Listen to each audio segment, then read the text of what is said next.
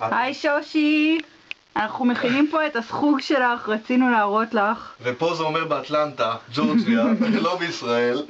ואנחנו כולנו מתרגשים פה, אני ודיצה מתרגשים, וגם אחותה מתרגשת. כל חיינו רצינו להכין סחוג.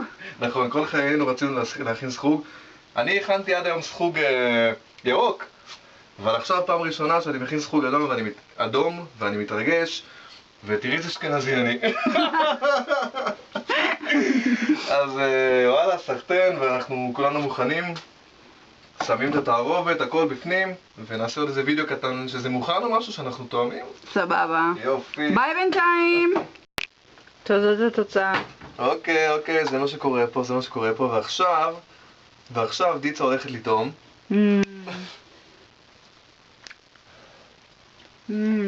ממש טעים. תודה, סבתא שושי. והנה גם אני. וואו, חריף, וטוב. תודה שושי. מעכשיו אני לא קונה יותר חריף, אני רק מכין חריף לעצמי. אבל שושי, יש לנו שאלה אחת.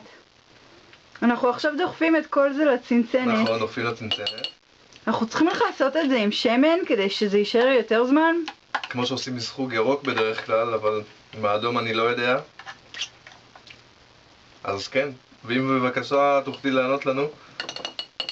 זה עדיין וידאו? כן. ביי בינתיים. ביי.